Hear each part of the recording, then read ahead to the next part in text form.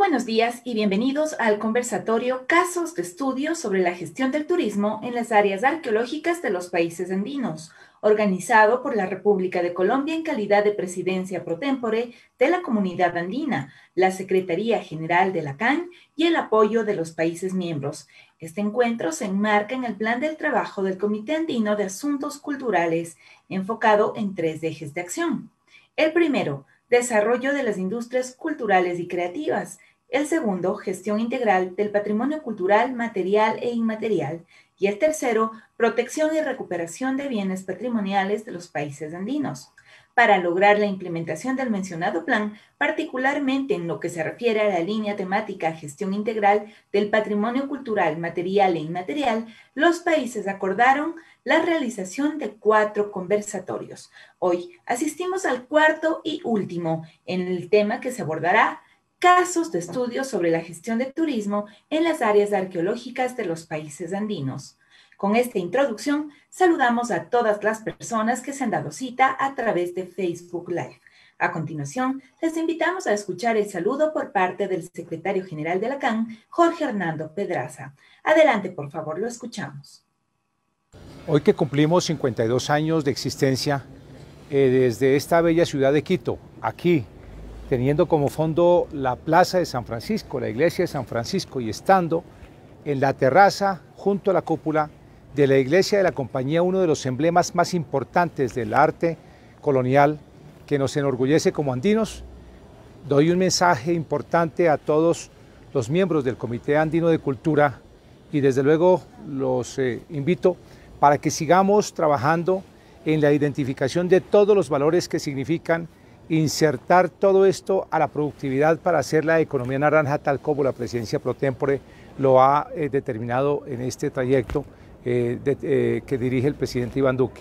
Desde aquí nos sentimos muy orgullosos, tan orgullosos como todos los hitos de la cultura y de la historia que tenemos en Bolivia, como los tenemos en Colombia, como aquí testificamos en Ecuador y como los tenemos en Perú, en este proceso de integración que hace 52 años nos permitió también insertar todo este acervo del cual nos sentimos orgullosos, que nos pertenece, que nos genera identidad frente al mundo y que por supuesto está abierto también el planeta, al turista, en este proceso que esperamos muy pronto, luego de la pandemia, se reactive y tengamos, por supuesto, en esa tarea el estímulo, las MIPYMES de la cultura, a los emprendedores y que busquemos una redención del aparato económico insertando todos estos hitos y todo el turismo, la gastronomía, el arte colonial, la arqueología a la cultura, a la economía naranja y de esta manera busquemos una fortalecimiento y recuperación de nuestro producto, de nuestra mercancía cultural y entonces mejoremos calidad de vida, que es para lo que nosotros estamos hechos hace 52 años. Felicitaciones, comunidad andina, con mucho orgullo cumpliendo esta tarea esta mañana, acompañado del maestro Patricio Guerra, que es uno de los más importantes historiadores de la ciudad y que por supuesto nos ha venido a acompañar en esta tarea durante esta mañana en que llevamos ya cerca de 1 hora y tendremos 4 más para hacer la identificación de todos estos importantes monumentos que son y nos pertenecen a todos los andinos. Felicitaciones entonces a toda la comunidad andina. Somos 111 millones de ciudadanos andinos y estamos dispuestos a seguir trabajando en una dinámica, actualizando y modernizando nuestra institución y desde luego buscando ese bienestar que nos encomendaron nuestros creadores. Hoy que cumplimos... Muchas gracias. A continuación saludamos a Natalia Sefaer, jefe de Asuntos Internacionales y Cooperación del Ministerio de Cultura de Colombia, quien nos brindará unas palabras de apertura en representación de Colombia como país que ejerce la presidencia pro tempore de la CAN. Hola a todos, muchas gracias Alexandra por darme la palabra y un saludo muy especial a nuestro secretario general de la CAN, que siempre es muy generoso con sus palabras de apertura en estos conversatorios que hemos venido desarrollando en los últimos meses en el marco del plan de trabajo de la presidencia pro tempore de Colombia en la CAN. Entonces, pues muy buenos días para todas y para todos, y reciban un fraterno y afectuoso saludo del Ministerio de Cultura de Colombia y del Ministro de Cultura Felipe Buitrago, y un sincero agradecimiento a la Secretaría General de la Comunidad Andina, a los panelistas Antonio Mamani de Bolivia, a Juan Andrés Gijón de Ecuador, a María Belén Gómez del Perú, a Laura Leguizamón de Colombia y a el moderador que hoy estará acompañándonos, Fernando Montejo, también de Colombia. Igualmente saludo y doy la bienvenida a todas las personas que están siguiendo virtualmente este conversatorio. Es un gusto y un honor para Colombia, como presidencia pro tempore de la Comunidad Andina, acoger este conversatorio que hace parte del plan de trabajo del Comité Andino de Asuntos Culturales y bajo el cual se han acordado una hoja de ruta para la implementación del eje de acción Gestión Integral de Patrimonio Cultural Material e Inmaterial, que comprende 4 conversatorios virtuales. El primero de ellos tuvo lugar el 7 de abril en torno a la alfarería como un oficio tradicional representativo de la región andina, en el cual tuvimos un diálogo muy emocionante entre maestros y maestras de la alfarería de los 4 países. El segundo conversatorio tuvo lugar el 28 de abril abordando el tema de lineamientos, políticas y reglamentos para la gestión del turismo en las áreas arqueológicas de los países andinos. El tercer conversatorio sobre la formalización, reconocimiento y generación de competencias laborales alrededor de los oficios tradicionales lo realizamos el pasado 11 de mayo. Y hoy, como lo mencionó Alexandra, estaremos desarrollando nuestro cuarto y último conversatorio de este gran ciclo de conversatorios, valga la redundancia, enfocado en casos de estudio sobre la gestión del turismo en las áreas arqueológicas de los países andinos, dando así continuidad al intercambio del 28 de abril para profundizar con casos concretos como sobre cómo se realiza la implementación de estos lineamientos y políticas compartidos en el primer diálogo, además de resaltar el rol que han jugado las comunidades locales en este proceso. De esta manera, damos apertura a este interesante espacio de intercambio de conocimientos y experiencias que busca reconocer los desafíos y oportunidades para la protección y promoción de sitios arqueológicos y su potencial para contribuir al desarrollo social, económico y cultural de las comunidades. De las 22 áreas arqueológicas protegidas existentes en Colombia, 11 de ellas se encuentran abiertas para la vista pública y el turismo.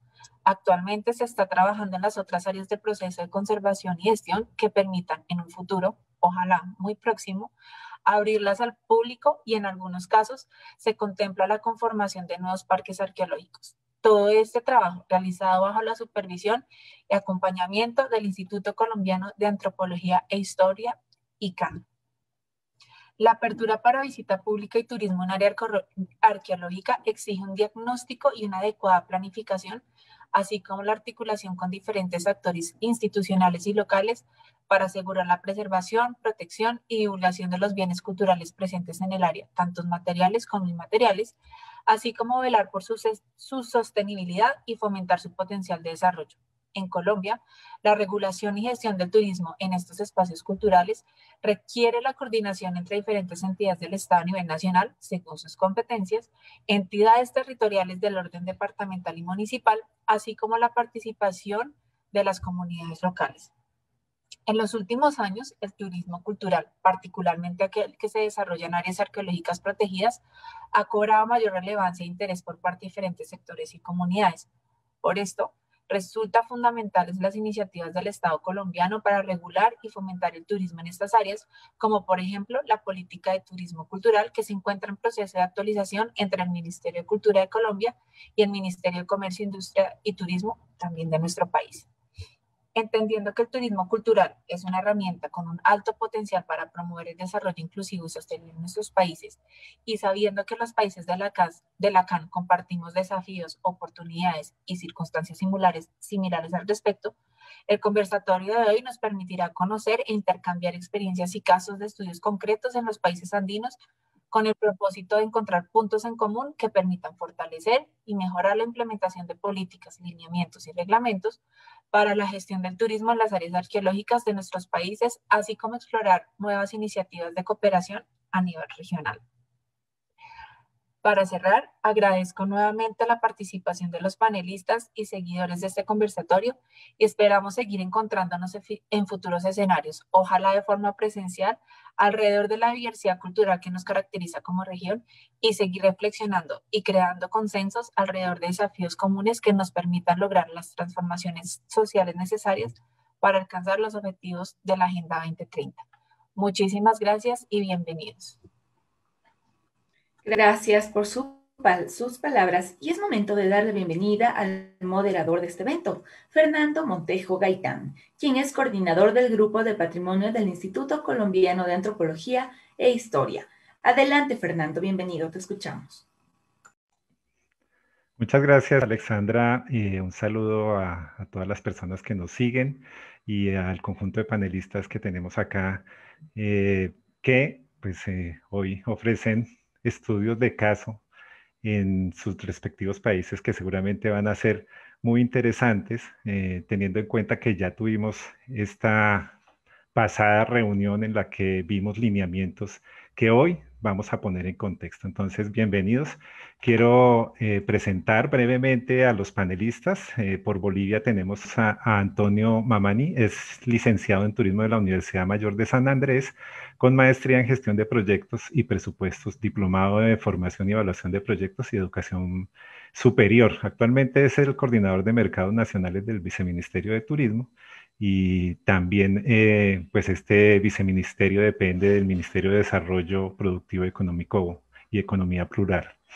Por parte de Colombia está Laura Paloma Leguizamón, que es líder de áreas arqueológicas protegidas y patrimonio mundial del Instituto Colombiano de Antropología e Historia, ICANN, es antropóloga, arqueóloga, magíster en antropología, con línea de arqueología y bioantropología de la Universidad Nacional de Colombia. Actualmente Palomas lidera las áreas arqueológicas protegidas, como mencionábamos anteriormente, y patrimonio mundial del Grupo de Patrimonio del Instituto, del ICANN.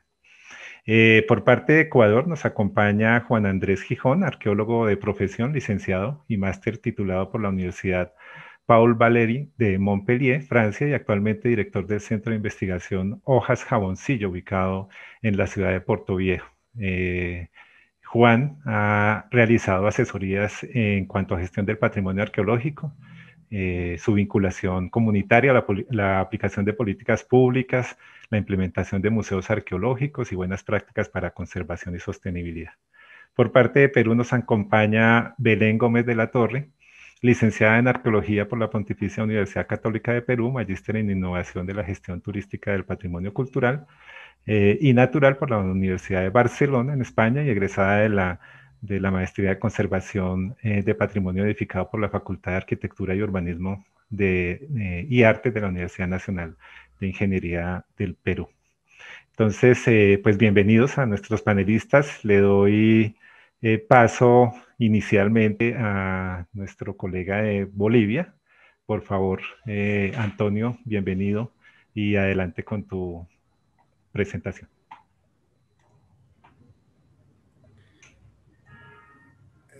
Dame un segundo.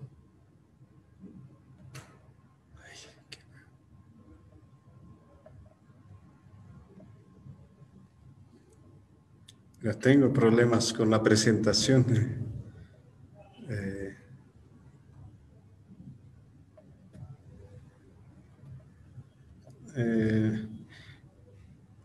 Mire, para un poco no perder el tiempo, aquí se me ha cerrado. Entonces, bueno, creo que entiendo que tenemos 8 minutos, ¿verdad? Un poco mi presentación era un poco más largo, pero me disculpas, aquí no puedo ubicar mi presentación.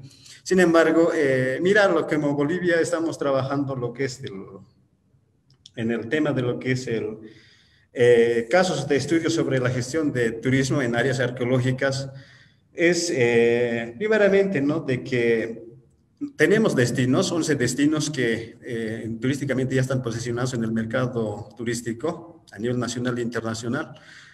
Dentro de ellas, lo que nosotros tenemos es áreas arqueológicas así definidas claramente para el turismo, como es el complejo Tiwanacocha, que data de 1500 años atrás y hasta 1100 después de Cristo. Entonces, es un complejo que abarca más o menos de 16 hectáreas. Sin embargo, las últimas investigaciones que ya identifican de que tendría 600 hectáreas, de lo cual actualmente solamente se ha descubierto el 5%.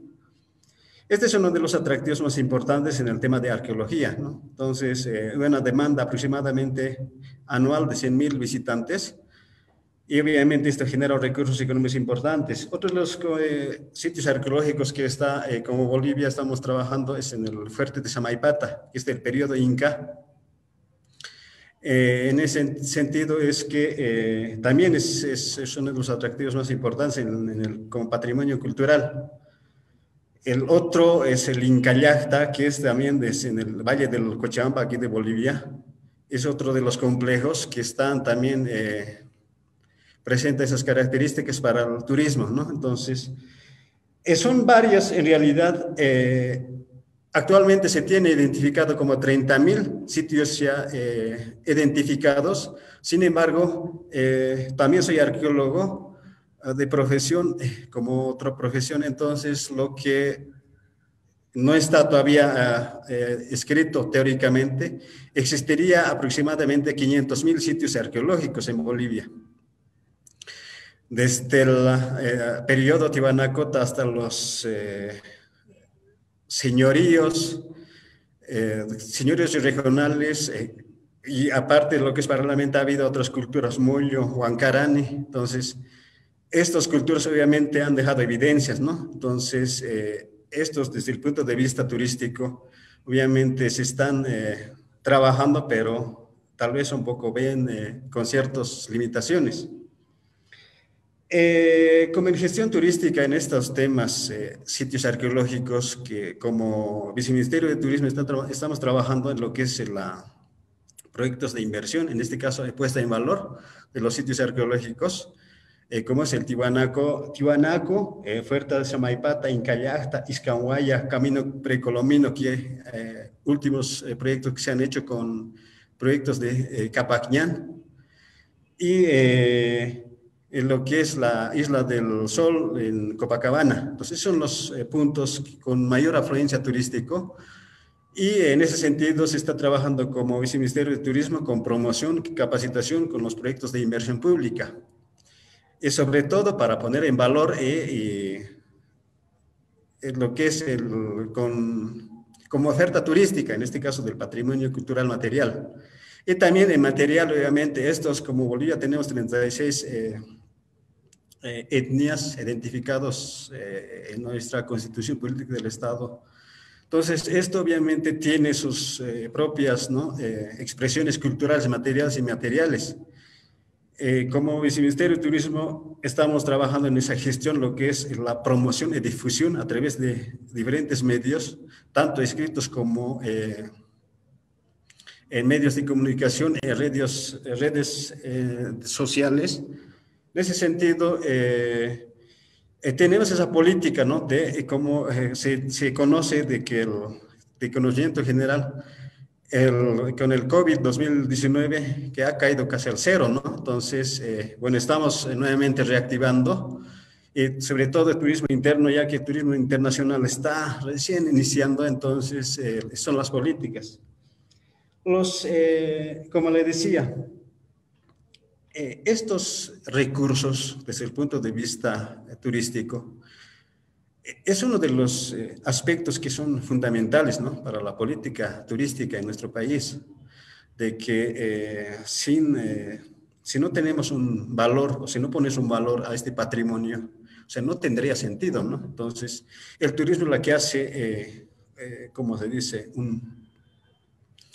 que da digamos, un empuje económico, porque a través de la demanda como una oferta turística, estos sitios arqueológicos obviamente son interdependientes, ¿no? Por sí solos no pueden, digamos, tener sostenibilidad en el tiempo. Entonces, en ese sentido es la que se está trabajando en el Viceministerio de Turismo, y como le decía, ¿no?, que políticas públicas en el patrimonio cultural, tanto material y inmaterial. Se está trabajando en lo que es como proyectos de conservación, ¿ya? Y puesta en valor estos sitios arqueológicos. Y asimismo, las comunidades, ¿no? que están cercanas a estos complejos arqueológicos que actualmente son como destinos, obviamente se están beneficiando. Lo que las dificultades que tenemos es el factor económico, ¿no? Acá en Bolivia. Como le indicaba, aquí tenemos 30.000 sitios identificados y los posicionados, y algunos ya declarados a nivel mundial. Lamentablemente, como ejemplo, le mencionaba el complejo arqueológico de Tiwanaku. De los 100%, actualmente de los 16 hectáreas que se tiene, solamente tenemos 5%, ¿ya? de explorado ese espacio. Entonces, esos son los retos, ¿no? De que cómo podemos hacer un equilibrio, lo que es el desarrollo turístico y en la conservación del patrimonio. Otra de las dificultades que tenemos es que estos sitios arqueológicos que se están deteriorándose por falta de las políticas públicas y también algunas políticas del sector público, muchas veces en los pueblos de las comunidades rurales no están tomándose en cuenta en esos proyectos. Entonces, por eso es que muchas veces se deteriora estos sitios arqueológicos. Esas son las dificultades, ¿no? Entonces, como les decía, eso es uno de los desafíos de que generar, primero, gestionar recursos, ya sea con fuentes propios y con fuentes externos, de manera que nos permita estos sitios que pueda tener valor cultural y como una oferta turística. Y asimismo, ¿no? Uno de los desafíos es el equilibrio entre lo que es la actividad turística y la conservación, de manera que estas políticas puedan contribuir, ¿no? A la reducción de la pobreza, mejorar la calidad de vida de los pobladores rurales, ¿no? Entonces, esos son algunos aspectos que se está trabajando como política pública del sector turismo, sobre todo en las áreas arqueológicas.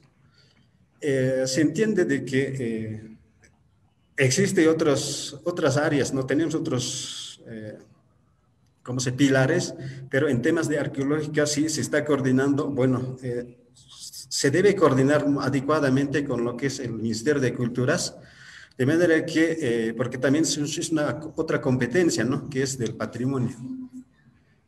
Entonces, lo que nosotros estamos, de alguna forma, vamos a trabajar un poco más, más coordinadamente con el Ministerio de Culturas, de manera que esto permita, ¿no? De que no se deteriore estos sitios arqueológicos, es más, poner en valor para las actividades turísticas, ¿no?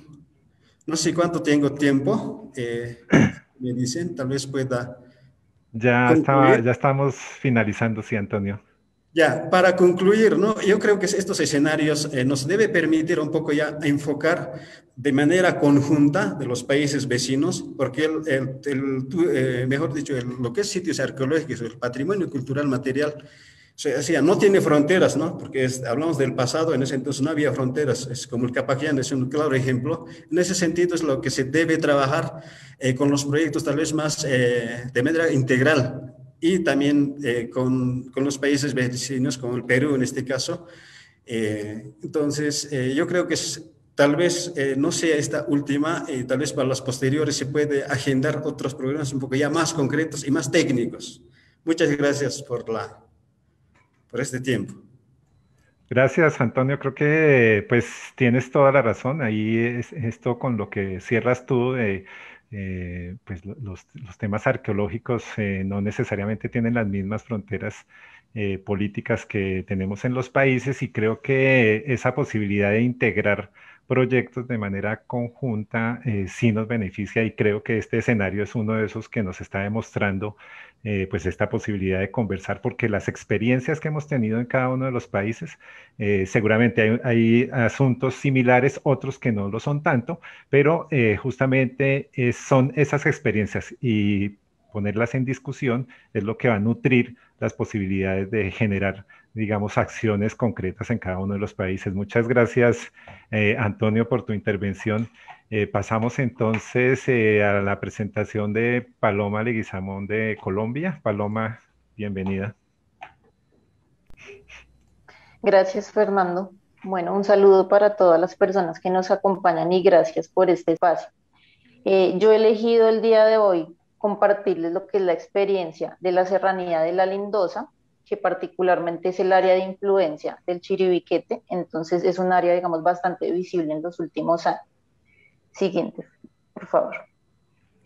Entonces acá, solamente para que se ubiquen un poco en el mapa de Colombia, donde se encuentra este sitio, hace parte de la Amazonía colombiana, que es una de las regiones pues, más grandes que tenemos en el país. Entonces, simplemente para que lo vean en la localización general. Siguiente.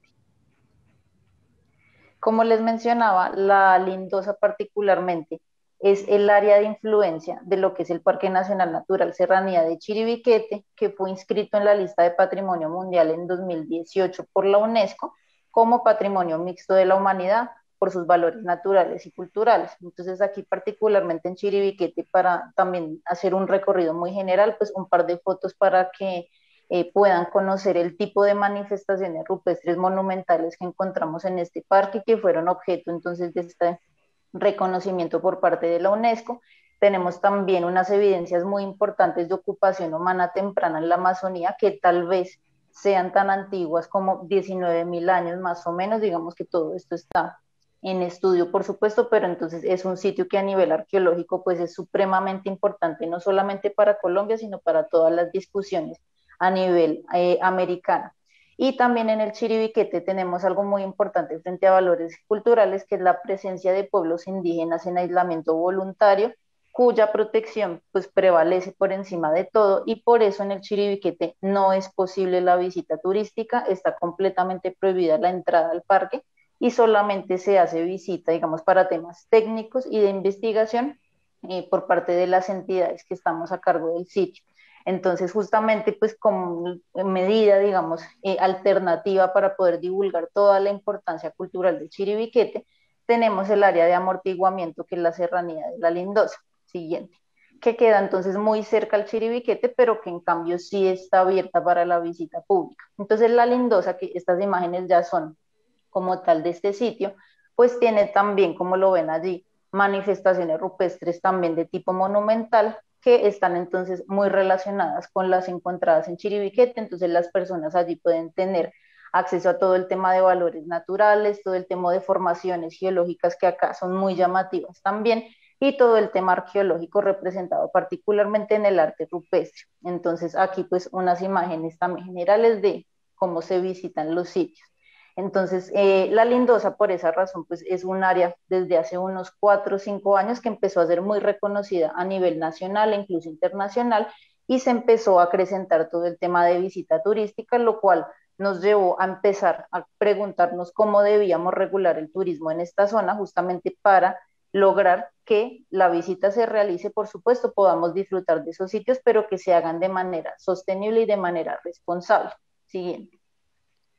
Entonces, ¿qué hemos hecho en la Serranía de la Lindosa, particularmente para esa regulación? A partir de este estudio de caso y también de otros casos que llevamos en sitios de patrimonio mundial arqueológicos, hemos determinado que hay, digamos, 5 líneas de acción generales o grandes que deberían guiar la regulación de ese turismo en los sitios, para tener sobre todo unas reglas claras del juego de cómo debe hacerse esa visita turística. Tenemos por un lado el marco jurídico nacional, que es fundamental. Nosotros particularmente tenemos marco jurídico desde el sector cultura, una ley general de cultura, una política de turismo cultural, que se complementa a la vez o debe ir articulada con lo que es la política de turismo, que es dirigida por otro ministerio, que es el Ministerio de Comercio, Industria y Turismo. También entonces hay una política de turismo general o una ley de turismo general que aplica en estos casos y que debe ir articulada. Tenemos, en segundo lugar, esa articulación entre entidades públicas, como les mencionaba, Ministerio de Cultura, Ministerio de Comercio, Industria y Turismo, y otras entidades que siempre están presentes en las áreas y que también tienen injerencia en la regulación de los ámbitos turísticos, entonces es importante lograr. En tercera medida, instrumentos de gestión, que en este caso estamos hablando de planes de manejo, por ejemplo, que son fundamentales porque en efecto dan la guía técnica o las normativas o los lineamientos técnicos de cómo se debe proteger el sitio y por ende son una línea fundamental que debe articular todos los aspectos. Un cuarto eje que es el trabajo con comunidades locales, que también es indispensable en todos los casos porque son las comunidades las que están, por lo menos en este caso de la Lindosa, haciendo el turismo de manera local, entonces son actor fundamental. El monitoreo y seguimiento, que también es importante para evaluar de manera periódica si esa regulación está funcionando, si las actividades de turismo se están haciendo de buena manera o si hay algunos temas que debamos ajustar porque de pronto haya algún tipo de incidencia negativa sobre la protección del patrimonio arqueológico en este caso. Esto es muy importante también ese último ámbito. Siguiente. Sobre esas líneas de acción generales que hemos identificado, entonces hemos avanzado en puntos ya muy específicos en la Lindosa para lograr esa regulación turística. Entonces, ¿qué hemos hecho? Por un lado, todo el tema de formulación de instrumentos de gestión que mencionaba, que aquí tenemos un plan de manejo general del área, que es como el plan de gestión general del área protegida. Tenemos también unos planes específicos que son complemento, que en este caso es un plan de conservación específicamente para el arte rupestre, que ya nos habla muy puntualmente de cómo conservar esos sitios. También hemos adelantado muy recientemente estudios técnicos complementarios que eran muy importantes, que están por un lado estudios de capacidad de carga, para determinar la capacidad de carga efectiva, de cuántas personas pueden estar en ese lugar al mismo tiempo, qué recorridos se deben hacer, con qué cuidados, en fin. Entonces esto ya nos da unas reglas del juego muy claras de cómo se debe hacer la visita turística en estos sitios. También hemos hecho una primera fase de diseño e implementación de señalización en los recorridos, justamente para normalizar, oficializar los recorridos y digamos que determinar por dónde debe ir transitando la gente en estas áreas arqueológicas y que evitemos entonces, digamos, desorden o caos en este tipo de visita. También tenemos un guión científico que hemos trabajado. La idea es, en lo posible, establecer digamos que un marco general de información científica que queremos compartir con la gente, que información científica, digamos, es avalada y sería importante compartir con los visitantes. Entonces, esto hace parte de ese guión científico. La articulación muy importante con esas entidades nacionales, regionales y locales, o sea, siempre, digamos, en los tres órdenes, que es fundamental porque en este caso la regulación del turismo debe hacerse de manera conjunta, es decir, no está a cargo solamente del Ministerio de Cultura o solamente a cargo del Viceministerio de Turismo, sino que debe hacerse de manera articulada. Y pues también hacemos un trabajo permanente con las comunidades locales, con temas de procesos de capacitación, de formación, en fin, para que contribuyan a esos procesos que ya de manera local se están llevando a cabo en temas de turismo. Entonces, esto como un resumen de qué hemos hecho en la Serranía de la Lindosa. Siguiente, muy importante también, quiero resaltar que ese turismo se hace de manera local en la Lindosa, o sea, por las personas que habitan allí, porque tenemos un área de posconflicto, donde en efecto pues ha sido muy difícil todo este tema de encontrar una alternativa diferente de subsistencia económica y el turismo en áreas arqueológicas pues es una de esas oportunidades. Entonces, por eso es tan importante generar este turismo, pero por supuesto de manera sostenible. Entonces, ya para ir finalizando, ¿qué retos y qué acciones nos quedan pendientes, ¿no? Digamos, a mediano y largo plazo? Entonces, por un lado, pues seguir fortaleciendo esa articulación de las entidades, como mencionaba, en los diferentes niveles, en lo nacional, en lo regional y lo local, que finalmente es lo que garantiza el éxito de esa regulación y que se haga de manera adecuada. Queremos también con esas otras entidades formular unos lineamientos, ya digamos un documento concreto para la regulación de turismo en esta área protegida. Entonces estaremos, digamos que trabajando en eso en los próximos meses para tener un documento ya con reglas claras para todos los actores. También pues tendremos que seguir con el seguimiento de ese desarrollo de actividades y proyectos turísticos. Hay mucho interés en fortalecer todo este tema, pero es nuestra labor hacer ese seguimiento de manera detallada para orientar todas las acciones y que se hagan de buena manera. Y bueno, ya finalmente dar continuidad a esos procesos de trabajo con comunidades locales que, como mencionaba, pues son aspecto fundamental y transversal de todo lo que se hace en el área. Entonces, esto pues de manera muy rápida para compartirles entonces la experiencia de este caso en particular y pues bueno, muy invitados a conocer entonces la serranía de la Lindosa en la Amazonía colombiana. Muchas gracias. Gracias, Paloma. Me parece que aquí empezamos a tener unos puntos coincidentes con nuestros colegas en Bolivia. En efecto, pues hay toda una serie de preocupaciones, hay una serie de desafíos y de la articulación entre instituciones, que creo que es un asunto que pues es transversal a todos los países, los temas de conservación de los sitios, el lugar de las comunidades frente a el turismo y a estos procesos que en ocasiones resultan complejos. Entonces, muchas gracias, Paloma. Eh, y damos entonces nuestra bienvenida a nuestro panelista eh, de Ecuador. Por favor, nuestro panelista de Ecuador, Juan Andrés Gijón, bienvenido. Muchísimas gracias a ustedes, a los organizadores, por esta oportunidad, ¿no? De encontrarnos entre diferentes países de nuestra querida Latinoamérica y del mundo andino. Voy a compartir la pantalla. Me avisan si pueden ver la presentación.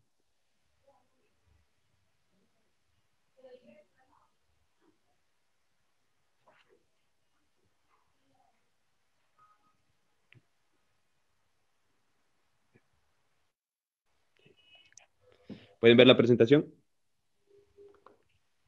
Sí, Juan, se ve.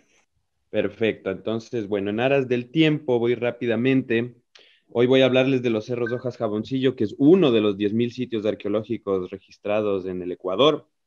Se trata de una cadena montañosa ubicada en la costa central del Ecuador, entre las ciudades de Puerto Viejo y Manta. Una de las grandes dificultades de este sitio es que está debajo de un espeso bosque tropical. Este lugar es conocido desde hace un poco más de 100 años por el arqueólogo de Estados Unidos, Marshall Saville, que encontró ahí unas famosas sillas de Nu. Y desde hace un poquito más de 10 años ha sido puesto en valor por el gobierno nacional del Ecuador. Como les digo, una de las grandes dificultades de este lugar es entender la magnitud. Se trata de un sitio, un macro asentamiento arqueológico que tiene más de 7.000 hectáreas, de las cuales 3.500 actualmente están protegidas. Y como ven en las diapositivas, se trata de muros de contención, plataformas, estructuras con rampa, canales, terrazas agrícolas, pero que al encontrarse en una zona ¿cómo decir?, de una densidad boscosa muy importante, ha sido muy difícil su manejo y su entendimiento, ¿no? Lo que se ha hecho en el sitio es, además de ponerlo en valor, abrirlo al turismo, hacer investigación, es hacer reconstrucciones a escala de lo que pudieron haber sido las estructuras, de armar circuitos, senderos y demás. Y evidentemente ahí ven una imagen de lo que es apenas el 50% de este macroasentamiento. Estamos hablando de miles y miles de terrazas agrícolas, de canales hídricos, de albarradas o reservorios. Es el manejo completo de un sistema de montañas convertido en lo que pudo haber sido una ciudad de los cerros, ¿no? Así se le llama al nivel turístico, donde pudieron haber habitado por lo menos unas 10.000 personas o un poquito más entre los años 800 y 1500 de nuestra era, ¿no? Entonces, ustedes de esto lo conocen muy bien, el manejo agrícola, el almacenaje. Se trata de la cultura manteña que habitó estos cerros, eran astrónomos, eran ingenieros, arquitectos, pescadores, agricultores de gran maestría, ¿no? Y desde el 2010 se adecuaron espacios, se construyeron, como les decía, unos centros de interpretación que reproducen las estructuras de estos manteños. Se construyó un centro de investigación, una reserva arqueológica, aulas talleres, aulas de conferencias, un arqueomuseo donde se exponen todas las piezas originales. Y este espacio museográfico dividido en dos, ¿no? En un centro de investigación y en un museo de sitios, se encuentra del lado de la ciudad de Puerto Viejo y en vinculación con ciertas comunidades locales, ¿no? Si bien todo el complejo se encuentra en 3 cantones o departamentos del Ecuador, que son Puerto Viejo, Montecristi y Jaramillo. Entonces, lo importante en el día de hoy creo que es un poco ver cómo las condiciones actuales nos han golpeado, ¿no? Entonces voy a hacer rápidamente los 3 actos, el antes, el durante y el después, ¿no? Antes de la pandemia estábamos en un desarrollo sostenido y se estaba consolidando el turismo. Durante, pues tuvimos que adaptarnos al impacto y sacar todas las medidas emergentes del caso. Y después, pues la necesaria reinvención de la gestión del patrimonio, ¿no? En este sentido, como ven, además de ser un museo, ser un complejo arqueológico abierto al turismo, somos un centro de investigación que nos dedicamos a toda la provincia de Manabí, que es un espacio bastante gigante del Ecuador y bastante rico en arqueología. Evidentemente, la vinculación comunitaria siempre ha sido una clave de nuestras relaciones. Hacíamos todo, ¿no?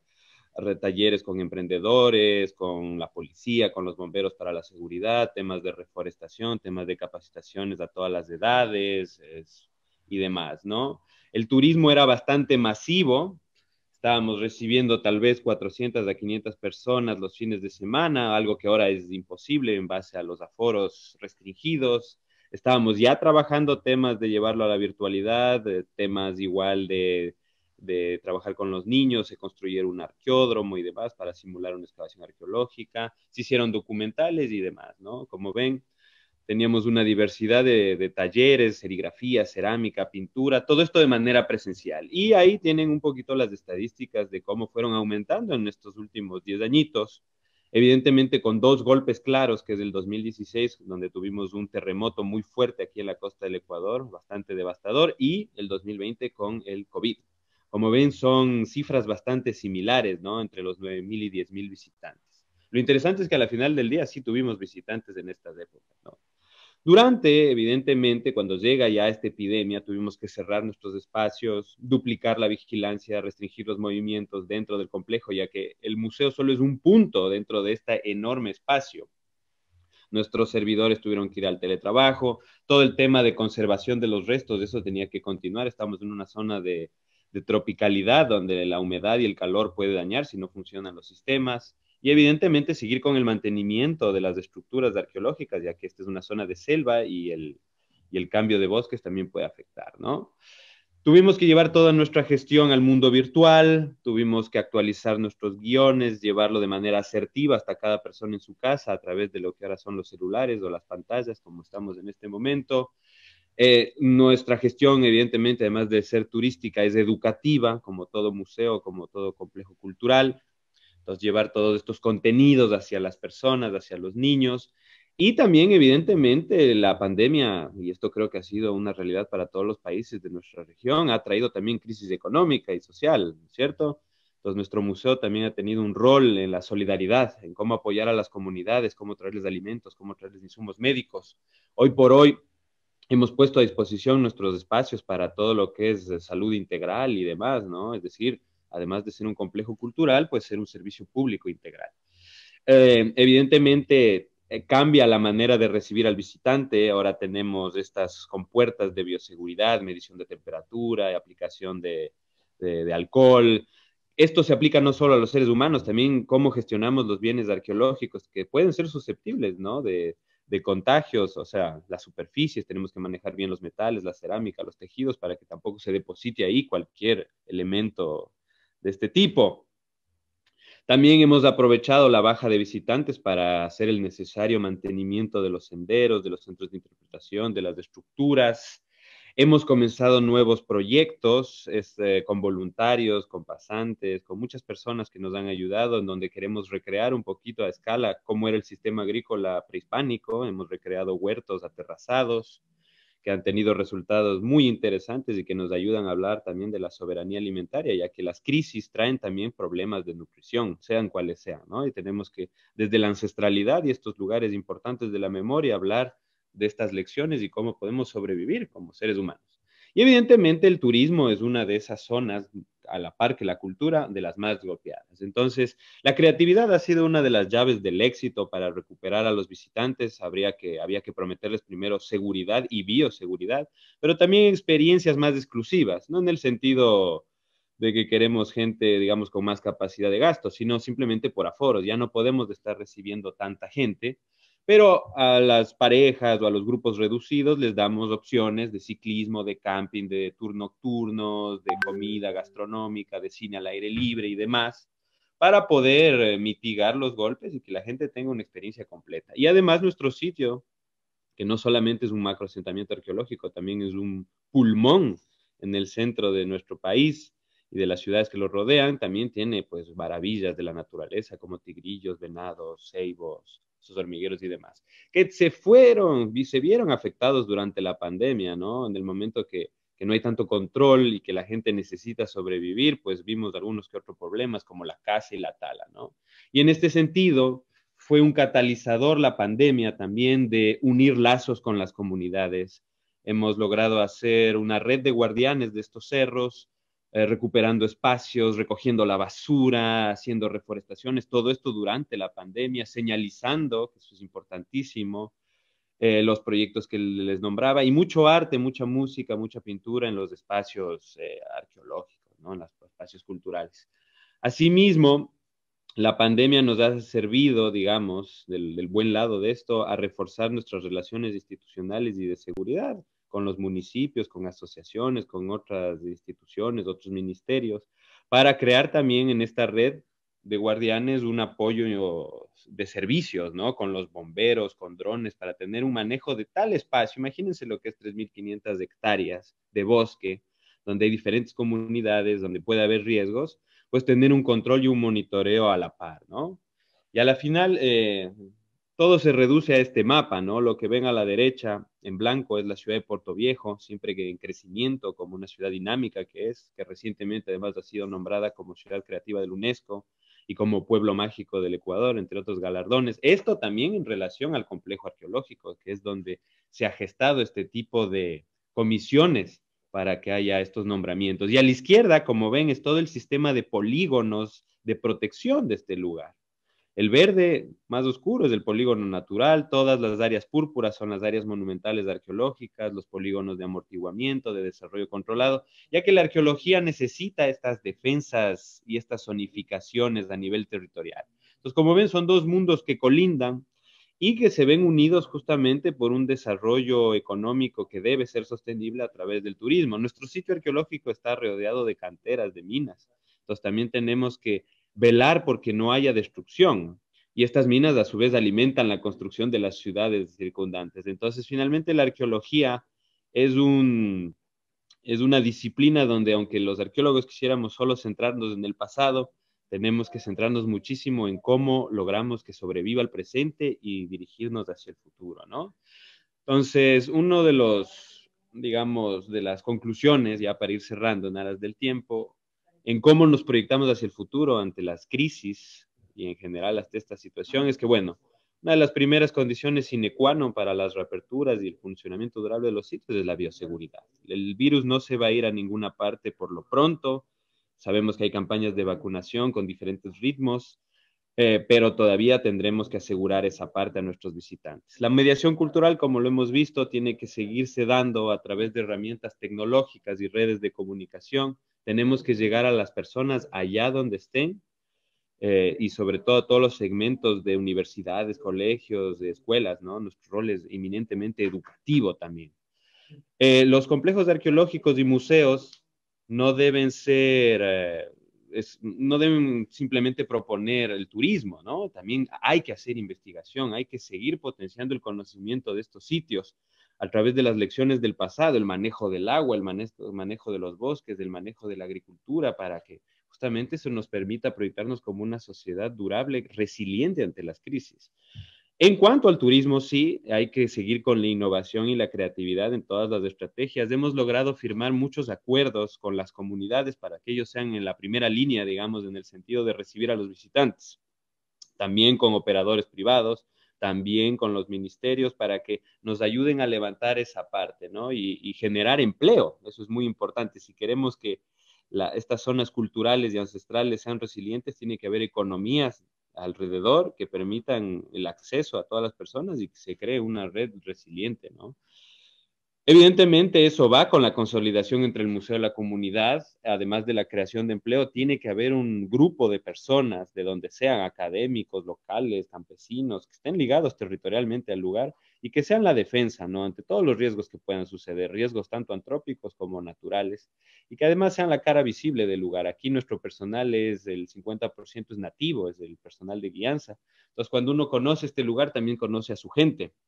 Y evidentemente, como último punto, la protección del complejo va más allá de la zona cultural y arqueológica. También tenemos que tomar en cuenta todo el patrimonio natural, ya que es un todo, ¿no? Finalmente, este macroasentamiento, que es un oasis de montaña, porque en las épocas secas lo demás no hay agua, entonces estas montañas son el único punto donde podemos tener el recurso hídrico, nos enseña muchísimo sobre la simbiosis entre el ser humano y la naturaleza, ¿no? Entonces estos puntos son más o menos los que nos han llevado a ser resilientes en estas épocas tan difíciles, tan inciertas, ¿no es cierto?, donde no sabemos cuándo va a acabar la pandemia, pero también nos han dado el espacio para reflexionar, repensar la gestión, a veces el turismo, como lo decía la compañera de Colombia, las cargas de estos sitios hay que medirlas bien para que no afecte. El turismo también puede ser destructivo y al menos la pandemia, de las pocas cosas buenas que nos ha dado, es el tiempo de repensar nuestra gestión. Voy a dejar de compartir pantalla y cedo la palabra. Gracias, Juan. Excelente caso que nos lleva, pues, una vez más, igual que nuestros colegas anteriores, a dimensionar el lugar de estos sitios arqueológicos cuando, digamos, se ponen en contexto social. Creo que es un buen ejemplo que tiene, pues, varias facetas que en lo particular me llaman la atención, sobre todo pues, el lugar que tienen estos sitios actualmente para las comunidades, para una población incluso más allá del sitio de Portoviejo, pues para unos públicos pues mucho más amplios. Creo que es muy, muy interesante las propuestas pedagógicas que nos muestran aquí, las herramientas de gestión, la articulación con las instituciones, en fin. Muchas gracias, Juan. Muy, muy interesante caso. Y bueno, ya para cerrar las presentaciones, entonces vamos con nuestra colega de Perú, Belén Gómez de la Torre. Belén, bienvenida a este panel. Adelante.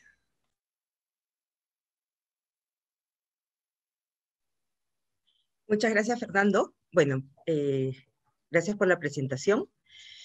Yo soy de Perú y la gestión del turismo en los sitios arqueológicos del Perú da mucho para hablar, ¿no? Y hoy día solamente voy a presentar algunos pantallazos rápidos de lo que sería todo, nos podría tomar días, horas, semanas hablar sobre turismo y más sobre el caso que hoy día voy a presentar, que es el Santuario Histórico de Machu Picchu. Como muchos saben, podríamos resumir al Perú como un país megadiverso, ¿no? Pluricultural y con una geografía realmente espectacular y de contrastes, pero que también genera todo un reto en relación a lo que es la gestión del patrimonio. Como podemos ver acá en esta imagen, he puesto al Ministerio de Cultura y al Ministerio de Turismo, porque en el Perú los dos entes rectores en los temas, bueno, el rector en temas de patrimonio cultural es el Ministerio de Cultura y el rector en temas de turismo es el Ministerio de Comercio Exterior y Turismo. En el Perú el turismo, después de la pesca y la minería, es una de las 3 industrias más importantes del país, ¿no? Que puede dar un crecimiento anual de 25%, como se ha visto en los últimos 5 años. Obviamente esto prepandemia. Además ha sido el sector con mayor crecimiento del país. El turismo es regulado y promovido, como les dije, por el Ministerio de Comercio Exterior y Turismo y la Comisión de Promoción del Perú, PROMPERÚ, ¿no? Esta entidad gestiona y promociona el Perú no solamente de manera interna, sino también hacia el exterior, ¿no? Y tanto así que si ustedes ven acá en la imagen central, está la marca Perú, que es bastante reconocida y ha sido un éxito realmente a nivel nacional e internacional. Pero la gestión del patrimonio cultural, como les comentaba, está bajo la administración del Ministerio de Cultura. Y para entender la magnitud de la gestión, vamos a mirar alguna puesta acá en la columna de la izquierda, ¿no? Igualmente identificados, o sea, quiere decir que estaríamos hablando de un 20% que debe haber en el total del territorio peruano. Hay más de 13.000 sitios arqueológicos.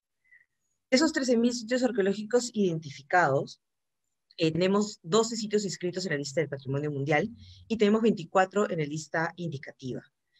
Adicionalmente, un dato también interesante es que tenemos 76 áreas naturales protegidas, que no son gestionadas por el Ministerio de Cultura, sino son gestionadas a través del Servicio Nacional de Áreas Naturales Protegidas por el Ministerio del Ambiente. Eso nos quiere mostrar esta gran diversidad, ¿no? Esta gran diversidad que, por ejemplo, acá la podemos ver en algunas imágenes, de los sitios más importantes Patrimonio Mundial. Como política de Estado para el sector turismo, el MINCETUR en su Plan Estratégico Nacional de Turismo 2016-2025 promueve como una meta para alcanzar en ese año, 2025, llegar a 8 millones de turistas internacionales.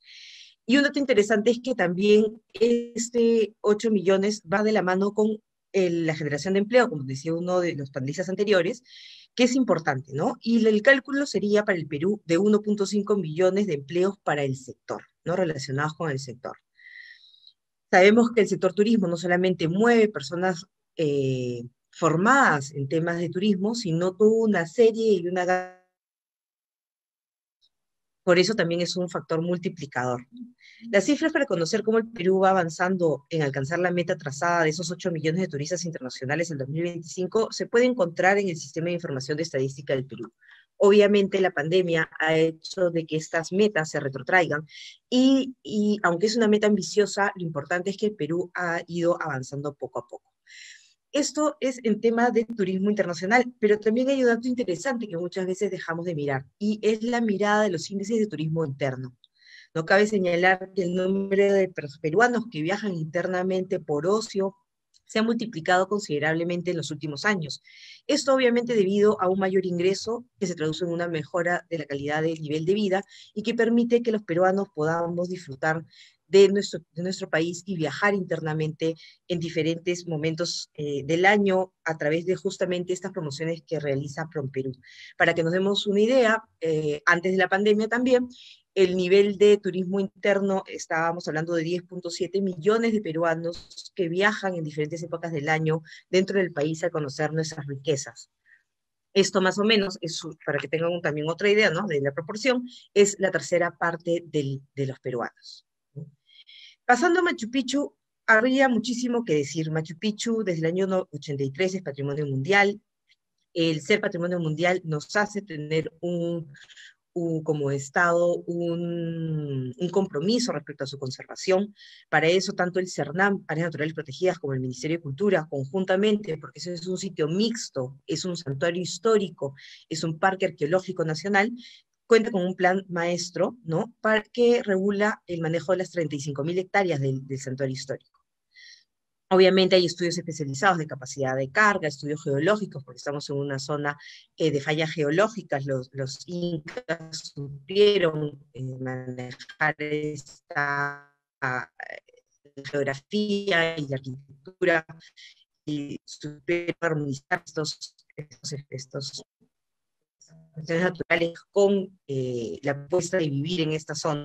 Pero lo cierto es que la gestión es importantísimo el fortalecimiento y la articulación de las diferentes, tanto CAS como estos tres ministerios grandes que están funcionados entre sí para poder sacar adelante un sitio tan maravilloso, también tan complejo como Machu Picchu, como el sector turístico respecto a grandes y medianas empresas, pero sobre todo, y en los últimos años, se ha volcado un poco esta gestión de las grandes empresas a también mirar a los emprendimientos locales y turísticos y a los emprendimientos comunitarios, que muchas veces, y en el desarrollo inicial de lo que fue el turismo en Perú, se vio más como una industria de grandes inversiones y no necesariamente se incorporó como debía de hacerse a las comunidades locales. En eso yo diría que es uno de los grandes retos en el tema del turismo en Machu Picchu.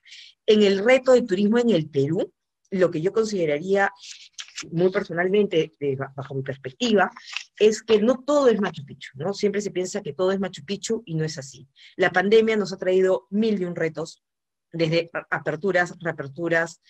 Hicimos un lindo evento de reapertura en el 2020, hemos tenido que cerrar varias veces, hemos vuelto a abrir, tenemos porcentajes de visita también dependiendo de los niveles de contagios y de la pandemia, ¿no?, en las diferentes regiones del Perú. Las medidas de seguridad están en todos lados. Machu Picchu, como les decía, que podríamos decir en generales, es que debemos repensar el concepto de turismo sostenible. Muchas veces nos olvidamos de que debemos conservar el recurso, la conservación. Asimismo, creo que debemos repensar los planes de gestión, como muchos de mis compañeros han dicho, los tenemos, pero también hay que implementarlos y tener nuevas visiones. Repensar a quién dirigimos nuestros sitios, a qué público, solamente nacional, ¿no? Muchas veces dejamos de lado el nacional, repensar el rol de las comunidades locales, es parte de la que vas a preguntar, entiendo, el conversatorio posterior, y repensar la operación de los sitios patrimoniales, ¿no? Como les dije, no todo es Machu Picchu, Machu Picchu es un gran ejemplo y sería el gran laboratorio de Perú.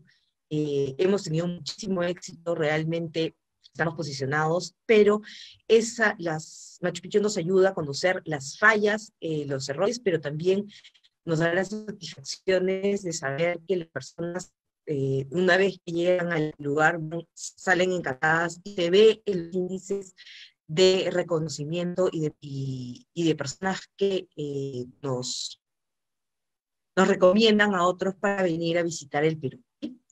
Bueno, con eso termino. Muchísimas gracias y quedo atenta a las preguntas. Muchas gracias, Belén. Muy interesante la perspectiva que nos muestras frente al manejo de públicos, frente a esa diversidad de sitios que tiene Perú.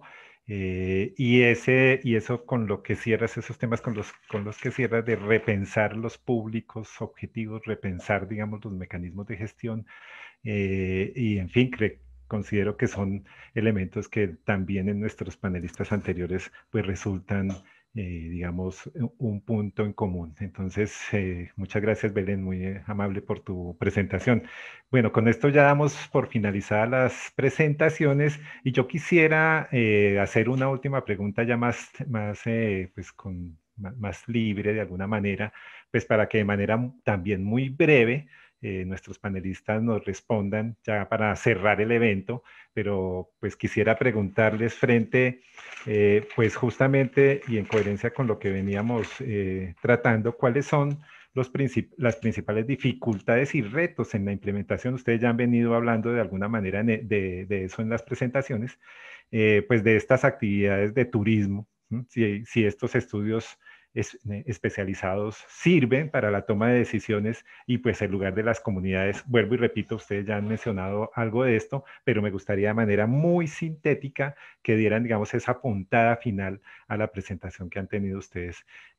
Comenzamos por Perú. Belén, adelante. Gracias. A ver, rápidamente. Principales dificultades y retos a implementar. En el caso de Perú, el tema es la cantidad de sitios arqueológicos que tenemos. Como les dije, quisiéramos que todo fuera Machu Picchu, pero podría decir que de los 13.000 sitios identificados, solamente 25 están realmente abiertos al público con instalaciones y nos faltan muchísimos recursos para poder lograr no solamente en difusión, sino también en implementación, ¿no? Y obviamente articulación, que fue lo que dijimos hace un rato. ¿Existen estudios técnicos que guíen la toma de decisiones? Dijimos que sí. En el caso de Perú, los grandes sitios abiertos cuentan con planes de gestión, sobre todo los sitios patrimonio mundial, pero siempre hay nuevas perspectivas que se van abriendo día a día. Por ejemplo, creo que ninguno de nuestros planes pensó en la pandemia, ¿no? Entonces hemos tenido que adaptarnos rápidamente a justamente cómo hacer que nuestros documentos de gestión, y en el caso de Perú, felizmente gracias al Ministerio de Salud y otros ministerios han dado lineamientos para poder salir adelante en estos casos. Y el gran tema es cómo insertar a las comunidades locales en el desarrollo de turismo. Yo creo que es la parte más compleja porque siempre, como dije inicialmente, incluso en Perú, se ha visto al turismo como una industria, pero como una industria quizás de grandes empresas que eran las necesarias al iniciar para dar ese impulso, ¿no? Generador, toda la infraestructura necesaria viene de grandes inversiones, ¿no? Pero creo que el gran reto es justamente ya pasar al siguiente nivel y que nunca debió haberse dejado de lado, que es cómo las comunidades locales realmente se benefician de ese turismo y cómo sus capacidades y su modo de vida, por un lado no se afecta, pero por el otro lado también se beneficia, ¿no? Gracias, Belén. Juan, cuéntanos desde tu caso. Bueno, uno de los grandes desafíos, no solo para este sitio, ¿no? Sino en general para la arqueología ecuatoriana, es todavía la capacidad de organización. Tenemos sitios puestos en valor, donde ha habido presupuesto, donde ha habido inversión, pero todavía falta coordinar muchas relaciones para que lo posicionemos como una oferta turística del Ecuador. El Ecuador en la mente del visitante, tanto local como internacional, es un sitio natural, ¿no es cierto? Las Galápagos, los Andes, la selva. La arqueología todavía no resuena. lamentablemente porque existe, lo estamos viendo, pero todavía no se posiciona como parte de la oferta turística de este país, a diferencia de nuestros compañeros del Perú, que es wow, ¿no es cierto? Y Colombia también ha tenido un avance impresionante y también he podido estar en Bolivia y sabemos lo importante que es para Bolivia la arqueología. En el Ecuador todavía lo consideramos casi un país virgen de arqueología en el tema del turismo. Entonces, creo que es importante todavía que desde los esfuerzos, desde esa disciplina, porque en temas culturales es otra, pero al menos desde el turismo, considerar a la arqueología ecuatoriana como uno de los pilares de lo que va a ser refundar la industria turística ante las crisis.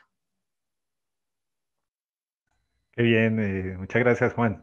Interesante, tuviésemos más tiempo, que yo creo que se generaría una conversación muy clave para el entendimiento de estos temas en todos nuestros países.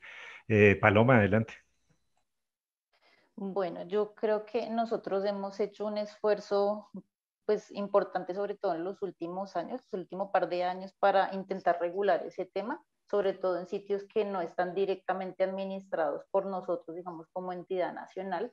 Entonces, por eso avanzamos en los estudios técnicos, que ya los mencionábamos, capacidad de carga, temas de señalización, en fin, entonces digamos que vamos cumpliendo con esos requerimientos. Sin embargo, creo que el reto más grande y particularmente para el caso de estudio que yo presenté es cómo lograr, digamos, la oficialización de esa regulación. O sea, un documento concreto, compilado, que sea completamente oficial y que sea, digamos, las reglas del juego claras para absolutamente todos los actores. Entonces, ahí digamos que por eso la articulación con las entidades del otro orden, nacional, regional, en fin, sigue siendo muy importante para que no sigamos trabajando de manera desagregada, sino que en efecto tengamos todo de manera muy consolidada en un solo documento que sea absolutamente oficial.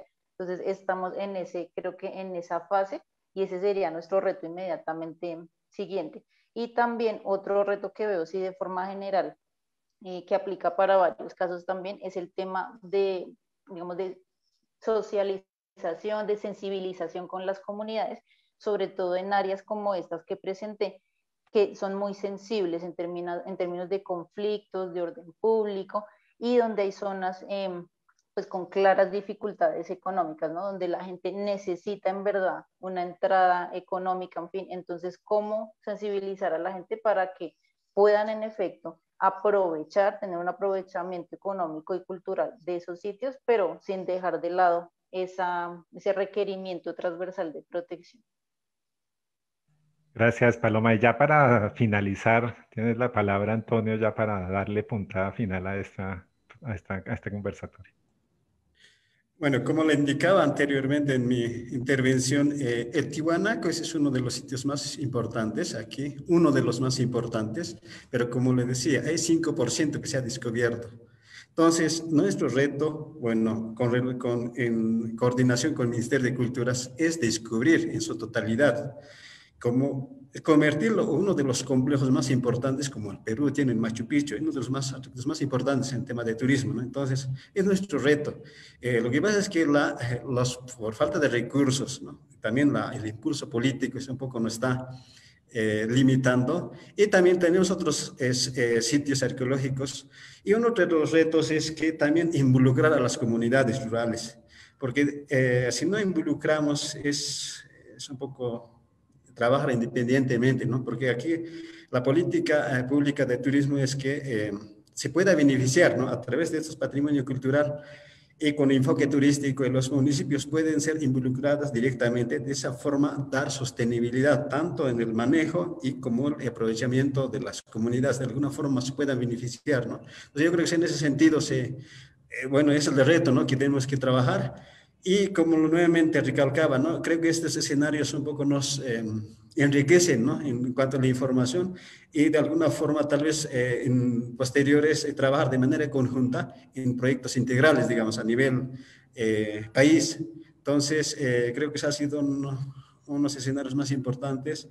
Tal vez en los últimos momentos no se me he incorporado porque recién me he incorporado en esta entidad, ¿no? Entonces, creo que es una experiencia también, ¿no? Y bueno, pues un gusto para todos y espero que no sea última. No, esperemos que no sea la última. Muchas gracias, Juan. Muchas gracias a Belén, a Paloma, a Juan y a Antonio por compartirnos sus casos. Adelante, Alexandra, entonces ya para cerrar el evento. Muchísimas gracias también a ti, Fernando, que has sido el moderador de este evento, y muchísimas gracias a las autoridades, a los panelistas y a todos quienes nos han seguido a través de la transmisión de Facebook Live en este último conversatorio sobre cultura que hemos tenido a nivel de los países miembros de la CAN. Muchísimas gracias y espero verles pronto.